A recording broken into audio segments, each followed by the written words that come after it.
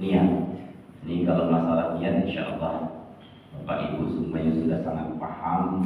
Mungkin hadisnya pun banyak yang hafal.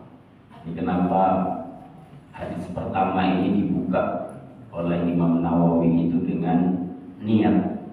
Karena kembali lagi, apapun yang kita kerjakan itu semuanya tergantung dengan niat kita. Nah, ini kalau kita lihat, alhamdulillah di masjid kita ini samping kanan, samping kirinya ada niat nawaitul i'tikaf fi hadzal masjid lillahi ta'ala. Luar biasa. Karena tadi ketika kita niat dari rumah sholat subuh sudah selesai, kemudian kita duduk di sini. Nah, kita baca lagi niat, kita tanamkan dalam hati kita, niat kita adalah niat i'tikaf di masjid ini karena Allah Subhanahu wa taala. Kemudian kita niatkan kembali juga untuk menuntut ilmu. Karena kalau kita niatkan menuntut ilmu, man salaka tariqan yaltamisu bihi ilman sahhalallahu lahu tariqan ilal jannah. Siapa yang menuntut ilmu, siapa yang melangkahkan kakinya dalam rangka untuk mencari ilmu, maka Allah Subhanahu wa taala akan mudahkan jalannya menuju surga Allah Subhanahu wa taala. Jadi kita niatkan, kita iktikaf, kita menuntut ilmu, sama-sama sharing. Karena sebenarnya nih Bapak Ibu, saya juga sebenarnya masih belajar. Ini di sini banyak senior saya, guru-guru saya banyak di sini. Ya, duduk di sini dengarkan saya. Sebenarnya beliau ini guru-guru saya. Cuman pagi ini barangkali saya dikasih kesempatan untuk menjelaskan, untuk membaca kitab ini. Nanti saya baca, saya terjemahkan, kemudian kita bahas sama-sama. Kalau nanti kiranya ada hal-hal yang perlu kita diskusikan, bisa kita diskusikan. Bismillahirrahmanirrahim. Qala musannif rahimahullahu ta'ala wa nafa'ana bihi wa bi 'ulumihi fid dharain amin. Berkata musannif pengarang buku ini, semoga Allah Subhanahu wa taala memberikan rahmatnya kepada beliau dan memberikan manfaat atas ilmunya kepada kita semua di dunia dan di akhirat nanti. Al-haditsul awal, hadis yang pertama, innamal a'malu binniyat, sungguhnya amalan itu tergantung dengan niat. An Amirul Mukminin Abi Hafsin Umar bin Khattab radhiyallahu anhu qala, dari Amirul Mukminin Abi Hafsin Umar bin Khattab, semoga Allah Subhanahu wa taala meridainya, berkata. Abi Hafsin ini adalah, kalau bahasa kita itu nama panggilan. Jadi nama panggilan itu dalam bahasa Arab biasa disebut dengan laqab. Ya, laqab. Abi Hafsin, nama aslinya bukan Abi Hafsin, yang hanya panggilannya Abi Hafsin karena punya anak namanya Hafsin. Namanya adalah Umar bin Khattab radhiyallahu anhu qala. Barangkali kita sudah sangat paham nih Bapak Ibu masalah Umar bin Khattab ini ceritanya seperti apa. Beliau adalah salah satu sahabat yang dulunya sebelum masuk Islam itu sangat amat membenci Nabi Muhammad SAW. Saking puncak kebenciannya itu adalah ketika beliau sudah membawa pedangnya dari rumah beliau. Pedang sudah diasah, sudah dibawa, sudah niat bulan tekad untuk membunuh Nabi Muhammad SAW karena sudah saking puncaknya kesalnya. Pedang sudah di atas, dibawa di pinggang, berangkat ingin menemui Nabi Muhammad SAW. Tapi ternyata disitulah hidayah Allah Subhanahu wa taala masuk ke dalam hatinya. Sampai di jalan belum ketemu dengan Nabi Muhammad, ketemu dengan kawannya dulu. Mau kemana ente, Umar? Saya mau bunuh Nabi, saya mau Muhammad. Kenapa? Tahu sendiri, Muhammad ini adalah orang yang sudah memecah belah kita. Banyak anak berantem dengan bapaknya gara-gara Muhammad. Banyak bapak mengusir anaknya gara-gara Muhammad. Banyak orang tua menyiksa anaknya sendiri gara-gara Muhammad ini. kacau Nabi Muhammad. Sejak dia bilang dia itu nabi, sejak dia bilang dia itu utusan Tuhan, maka banyak yang percaya dan banyak yang ikut dia. Tidak ada satupun orang yang berani kepada Nabi Muhammad SAW. Tidak ada yang berani nyakitin, tapi Umar berani dia. Kenapa orang-orang tidak berani? Karena masih segan dengan Abu Thalib. Abu Thalib itu kan pemimpinnya Quraisy. Quraisy itu adalah suku yang sangat disegani. Nah, karena Nabi Muhammad itu dilindungi oleh Abu Thalib, maka tidak berani orang. Tidak berani nyentuh-nyentuh. Kawannya nanya, "Ente berani bagaimana nanti dengan Abu Thalib?" "Pokoknya saya nak bunuh dulu. Nanti setelah itu saya akan serahkan diri saya. Biarlah Muhammad mati, saya pun ikut mati. Saya rela. Yang penting Mekah ini rukun kembali. Yang penting Mekah ini bersatu lagi. Tidak ada anak yang bisa dengan orang tuanya, tidak ada saudara yang berpisah dengan saudaranya dan lain sebagainya. Pokoknya saya bunuh ini. Yes, selesai cepat masalah ini." Tapi ternyata apa kata kawannya? Yang tidak usah ngurusin orang, itu adik itu sendiri. Itu sudah masuk Islam. Dia udah ikut Muhammad itu adik itu. Langsung dia marah. Kembali dia belok ke rumah adiknya. Kemudian diketok pintu adiknya. Terdengar suara lirik-lirik, ada lantunan-lantunan ayat Al-Quran. Yang adiknya sedang baca Quran, baca surat Thaha. Marah Umar bin Khattab, didobrak pintunya, kemudian direbut Al-Quran itu. Ya, dan dulu masih dari pelepah gitu, dari selembaran-selembaran dibaca. Pas membaca Al-Quran itu, karena memang beliau itu paham bahasa Al-Quran. Kalau kita Bapak Ibu nampaknya nak baca Al-Quran bolak-balik agak tidak paham.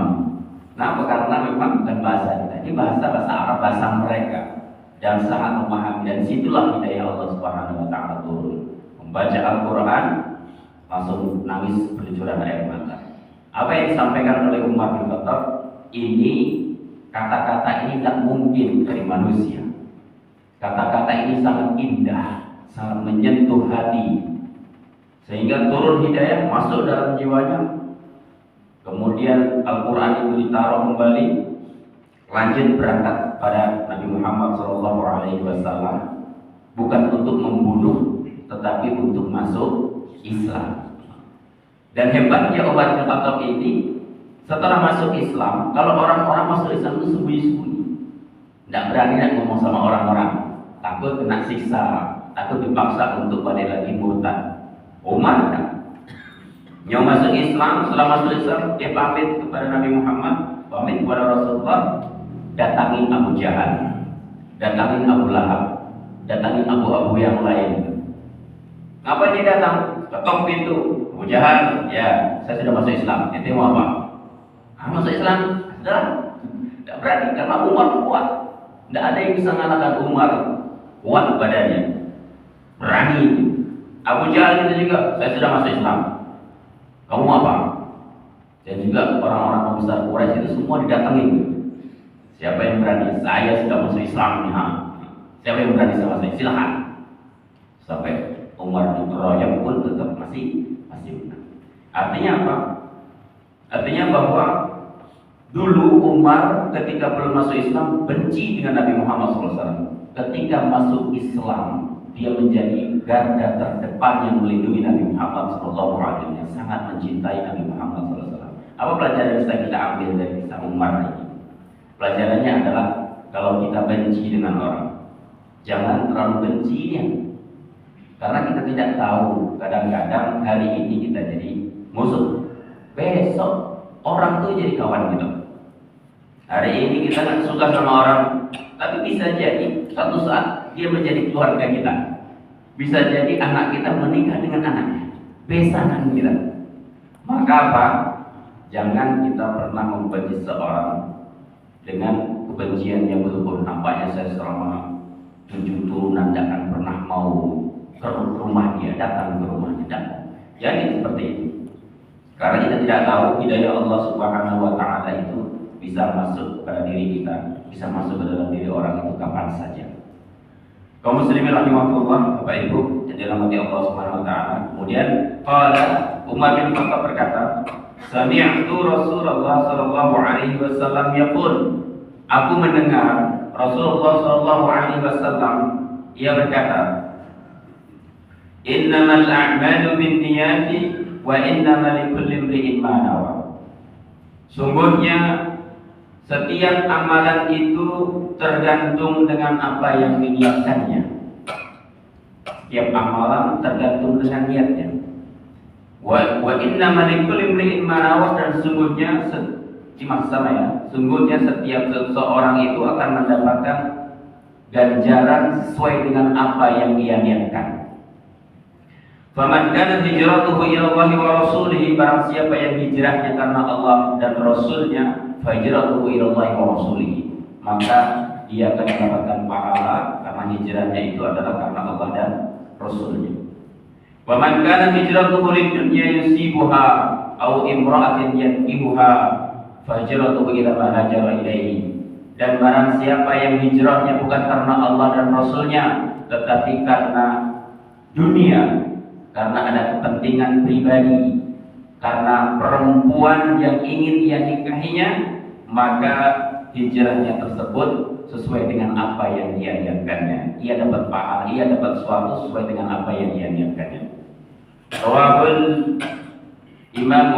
Rawahu imama al-muhadditsaini Bukhari wa Muslim, diriwayatkan oleh Imam Bukhari dan Imam Muslim. Imam Bukhari adalah seorang imam hadis dari Naisabur Iran, wafat tahun 261, selesai wafat tahun 256, dari Uzbekistan, Asia Tengah. Kemudian Imam Muslim Naisabur Iran, wafat 261 Hijriah. Kaum muslimin rahimahullah, asbabul wurud, sababul wurud al-hadis, sebab diturunkannya hadis ini. Jadi ada sebab turunnya. Rawahu Tabrani fi Mu'jamil Kabir isnad rijali thiqat, diriwayatkan oleh Imam Tabrani dalam Mu'jam Kabir dengan sanad yang rijalnya adalah thiqah.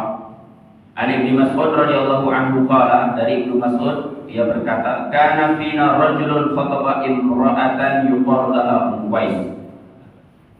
Dulu, kata Ibnu Mas'ud, di antara kami ada seorang laki-laki. Laki-laki ini dia melamar seorang perempuan, namanya adalah Ummu Qais.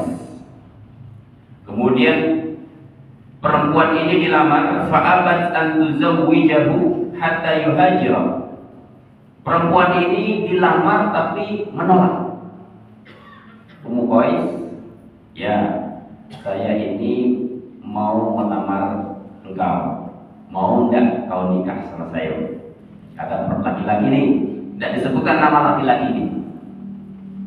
Kemudian Ibu Qais bilang, oh enggak, mohon maaf, saya ini nak hijrah, saya ini nak ikut perintah Nabi Muhammad SAW, mau berangkat ke Madinah. Kalau saya nikah, gimana? Kawan enggak hijrah? Kalau saya nikah, maka saya tidak jadi hijrah. Maka apa kata laki-laki ini? Karena Ummu Qais ini alasannya karena mau hijrah, akhirnya dia ikut hijrah dengan niat agar bisa nikah sama Ummu Qais. Fahajara fatazawwajuha. Maka laki-laki ini berhijrah ikut seperti Ummu Qais dan menikah dengan Ummu Qais. Fakana nusammihi, maka kami pada waktu itu memberikan dia nama Muhajir Ummu Qais. Muhajir Ummu Qais, orang yang hijrah gara-gara Ummu Qais. Maka turunlah hadis ini karena ada kejadian ini, sehingga Rasulullah SAW sampaikan, barang siapa yang hijrahnya karena Allah dan karena Rasulnya, maka dia berpahala karena hijrahnya karena Allah dan Rasulnya. Namun barang siapa yang hijrahnya karena dunia, karena bisnis, hijrahnya karena pengen menikahi seorang perempuan, maka dia akan mendapatkan sesuai dengan apa yang diniatkannya itu. Kaum muslimin rahimakumullah, apa yang kita bisa ambil dari hadis ini? Yang pertama adalah isyratun niyah. Niat sebagai syarat. Ittafaqal ulama ala anna al-a'mala as-sadirata min al-mukallifin al-mu'minin la tusiru mu'tabiratan syar'an wa la yatarattabu thawabu ala fi'liha illa binniyah. Ulama telah bersepakat bahwasanya amalan-amalan yang dikerjakan oleh seorang hamba, seorang mukallaf, itu tidak akan la tusiru mu'tadiratan syar'an, tidak akan dianggap illa binniyah, kecuali, maksudnya tidak dianggap itu tidak akan dapat pahala, illa binniyah, kecuali dengan niat yang ada dalam hatinya.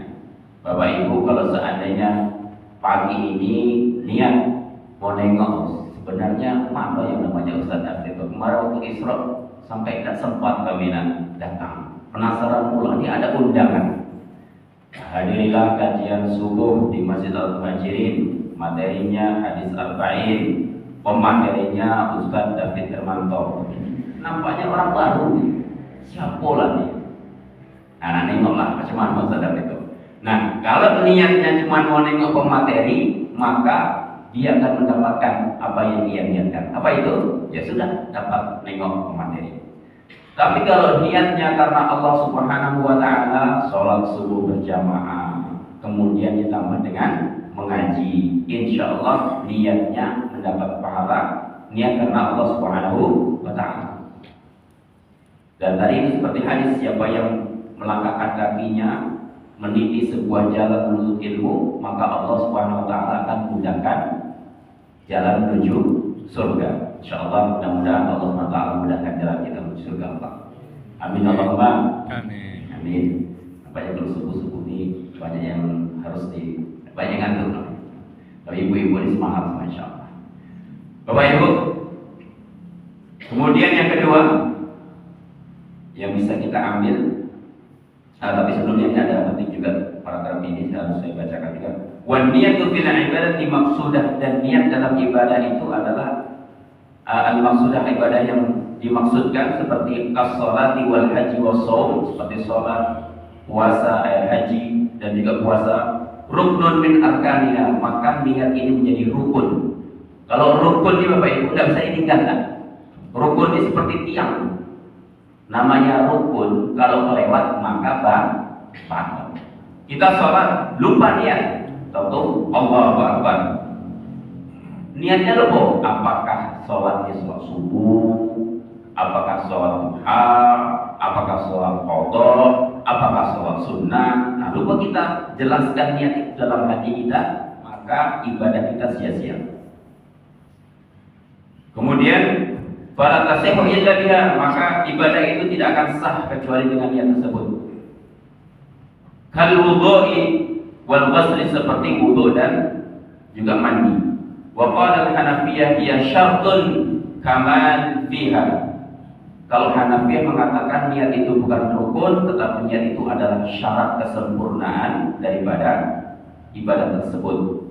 Wa qala Syafi'i wa ghairuhum hiya syartun sihhatu aidan fala tasihul wasailu illa biha. Dan kalau kata Imam Syafi'i mengatakan dia selain rukun, dia juga syarat sahnya sebuah ibadah. Kemudian yang kedua, al-waqtu niyah wa mahalluha. Kapan waktu niat itu dan di mana tempatnya?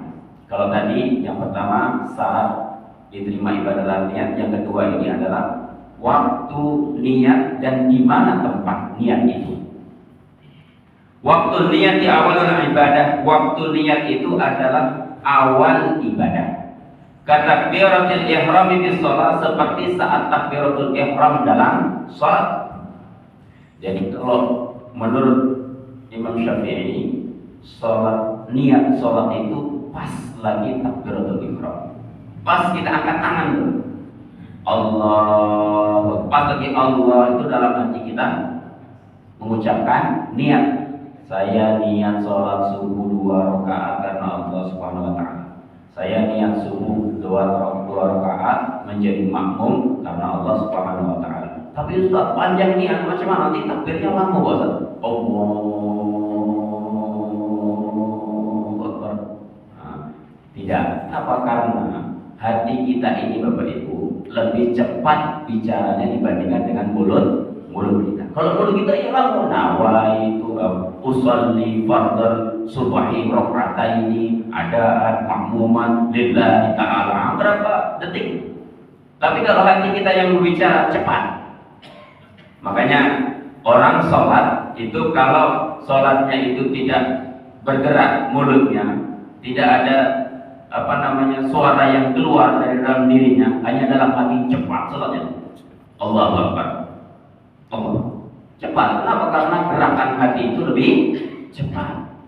Maka para ulama fikih mengatakan kalau sholat itu minimal harus ada gerakan mulut. Bahkan kata sebagian mazhab itu harus bisa terdengar oleh diri kita sendiri. Bismillahirrahmanirrahim. Alhamdulillah. Dia terlalu cepatnya. Kalau kita cuma diam aja, Allahu Akbar, pakai hati, cepat. Tiba-tiba sudah amin. Tiba-tiba Allahu Akbar. Jadi gerakan hati itu cepat sehingga memungkinkan ketika kita takbiratul ihram sambil menancapkan niat dalam hati kita. Allahu Akbar. Cukup itu. Saya sholat subuh 2 rakaat sebagai imam karena Allah SWT. Cepat. Allahu Akbar. Jadi niat itu kapan? Awwalul ibadati katakbiratul ihrami bis salati wal ihrami bil haji. Dan juga seperti ketika kita haji, niat kita itu adalah saat kita memakai kain ihram. Kalau kita sudah pakai kain ihram, kita setelah kemana-mana, maka baru udah mulai masuk ritual ibadah, baru niat, maka terlewat. Seharusnya niat itu pas saat kita sedang pakai kain ihram. Bagaimana dengan puasa, Pak Ustaz? Kalau puasa kan berarti harus pas matahari itu muncul. Baru niat. Macam mana, Pak Ustaz? Kan kita tidak bisa mungkin nengokin matahari terus. Kalau kita nengokin matahari terus di atas rumah, aduh matahari, saya nak niat menunggu matahari, kan mungkin. Maka di sini dikatakan amma shaumu fatakfi niyyah qablahu. Kalau puasa itu cukup niat sebelum matahari itu muncul, masuk sholat subuh. Jadi kita bisa niat puasa itu malam hari, boleh. Sebelum tidur boleh kita niatkan, ya Allah, saya besok nak puasa Ramadan. Kalau pakai bahasa Indonesia, kalau pakai bahasa Jawa, orang Jawa mungkin pakai bahasa Jawa. Kalau orang dusun pakai bahasa dusun. Saya ini nak pakai bahasa Arab, boleh. Nawaitu shawmaladin an adai fardhi syahr Ramadan hadis sanati lillahi. Malam-malam boleh, tidak harus pas niat dengan waktu subuh. Sebenarnya seharusnya itu pas waktu subuh kita niat, karena sesuai dengan keterangan di atas, yaitu apa? Waktu niat itu adalah awwalul ibadah. Tetapi puasa dikhususkan. Kenapa? Karena apa? Li'usri muraqabatil fajri, karena sulit kita untuk melihat keluarnya fajar. Tidak mungkin kita nak nengokin fajar terus, ya tidak mungkin. Maka apa? Bismillah, niatnya itu boleh diawalkan, boleh di waktu malam, boleh saat sahur dan seterusnya.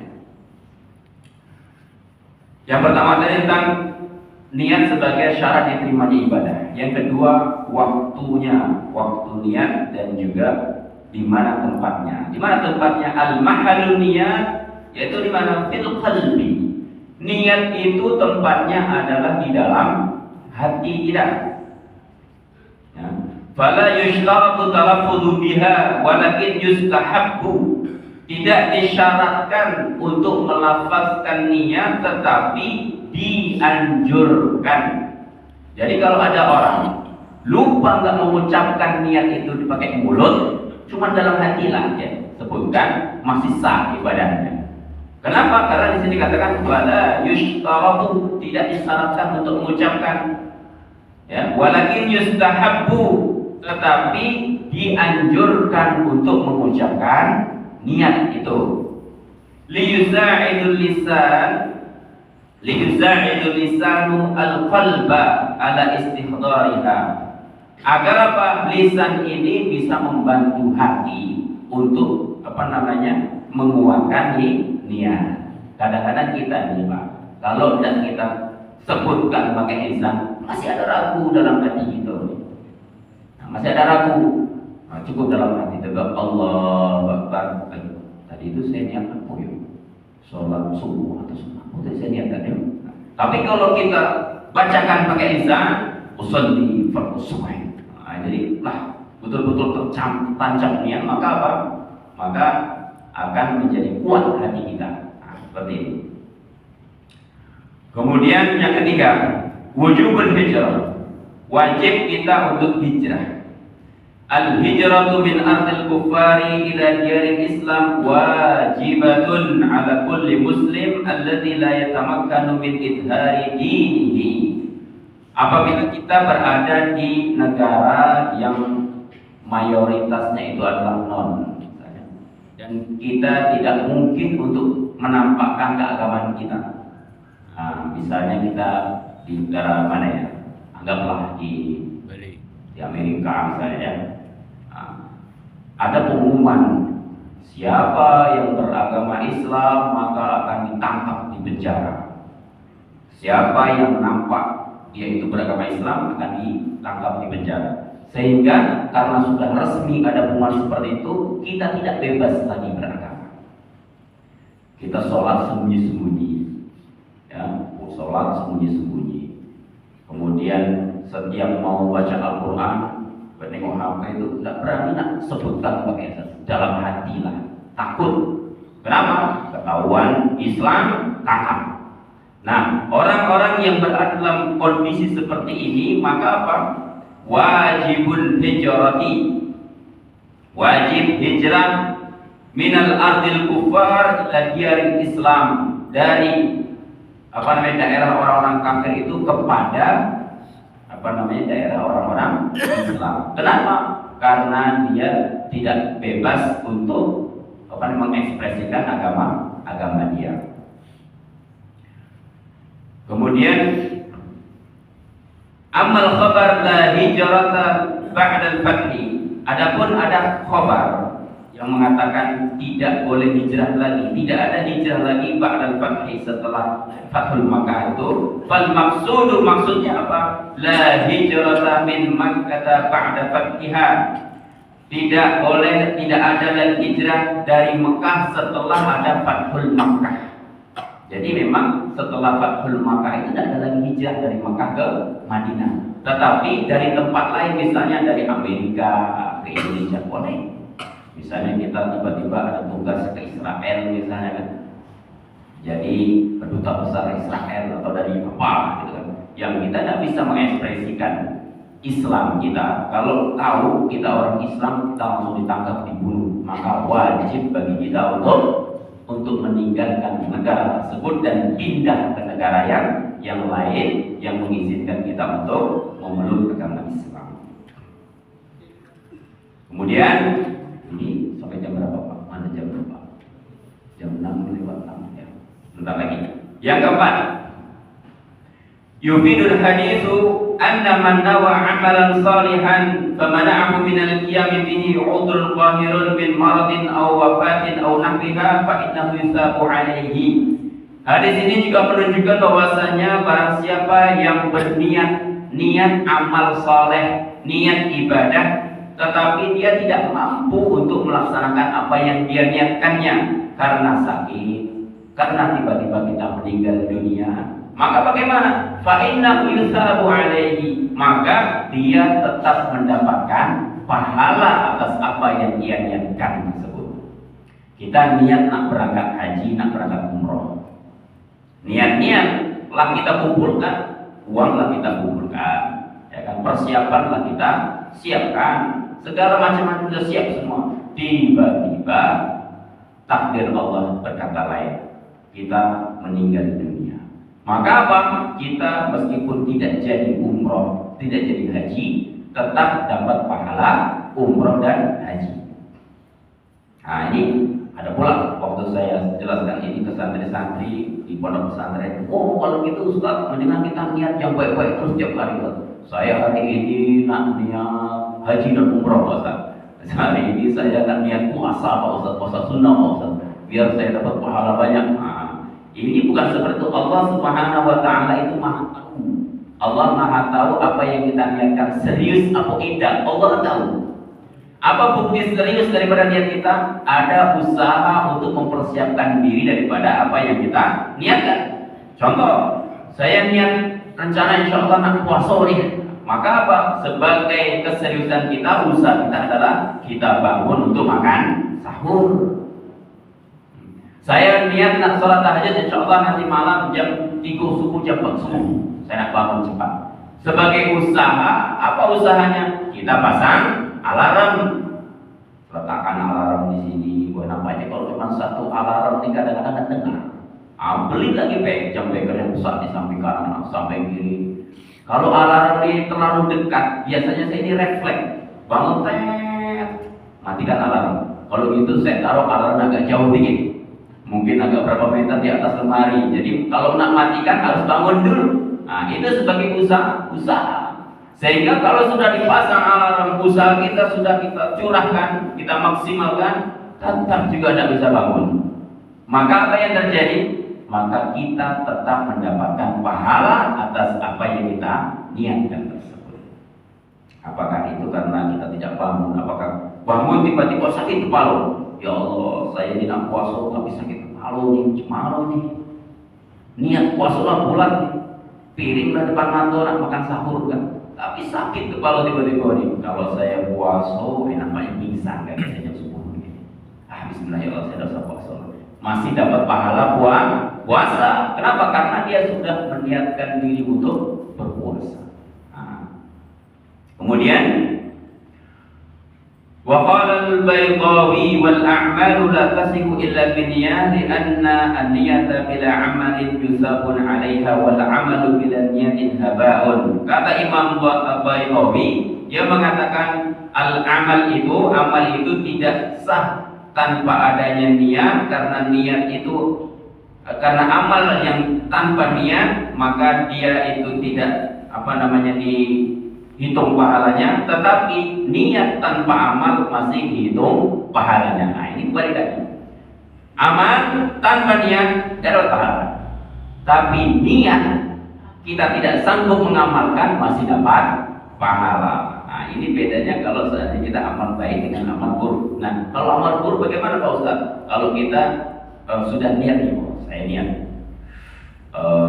niat nak korupsi insya Allah di minggu ini kan. Setelah berniat dalam hati kuat niat. Kenapa? Karena nih orang-orang ini sudah beli kendaraan baru semua nih. Nah, saya yang belum lah kan. Maka itu uang ada nilai sekian juta. Saya niat ambil contoh. Tiba-tiba pas lagi nak ambil itu sadar gitu, kalau saya ambil kakek saya ketangkap KPK, ya kan? Anak istri saya macam mana? Akhirnya jadilah. Maka suatu amalan buruk yang tidak jadi kita laksanakan, sudah niat kita nggak jadi kita laksanakan, maka kita dapat pahala atas apa yang kita niatkan, apa yang kita ditinggalkan tadi, pekerjaan kita meninggalkan keburukan tadi. Nah ini bedanya. Kalau kita baru niat mendapat keburukan, kita tidak hitung dosa langsung deh. Saya niat nak korupsi, tidak langsung dihitung dosa. Tapi kalau saya niat mau sholat tahajud, langsung dihitung sholat tahajudnya. Tapi ketika kita tinggalkan keburukan itu, udah apa yang kita niatkan, kita mendapatkan pahala dari apa yang kita kerjakan. Nah ini ajaibnya agama kita, agama yang betul-betul memudahkan untuk kita. Ya, sedikit lagi. Dan kelima, yursyaduna wa yarshuduna ila ikhlasi fil amal ibadah hatta nasilul ajri was thawab, yang bersama dengan tadi. Dan hadis ini menganjurkan kepada kita agar kita itu ikhlas dalam beribadah agar kita mendapatkan pahala. Nampaknya ini yang kelima dan kita cukupkan karena sudah jam 6 lewat seperempat. Insyaallah nanti kalau ada hal-hal yang perlu kita diskusikan. Saya rangkum kembali apa yang kita ambil dari hadis ini. Yang pertama adalah syarat diterima ibadah adalah dengan niat. Yang kedua, waktu niat adalah pada awal ibadah. Tempatnya adalah dalam hati kita. Nah, kemudian wajib kita keluar dari atau hijrah dari tempat yang tidak memungkinkan kita untuk memeluk agama Islam kepada tempat yang lebih aman. Wajib kita hijrah dari tempat yang berbahaya kepada tempat yang lebih aman. Kemudian yang selanjutnya, hadis ini menerangkan bahwasanya siapa yang meniatkan suatu tapi tidak mampu untuk melaksanakannya tetap akan dihitung dapat pahala. Kemudian terakhir adalah bagaimana kita bisa ikhlas dalam beramal. Niat kita ikhlas karena Allah Subhanahu wa Ta'ala. Barangkali itu yang bisa saya sampaikan. Jadi kalau seandainya ada yang mau kita diskusikan, saya persilakan kita sharing. Di sini nampaknya gudangnya para ulama.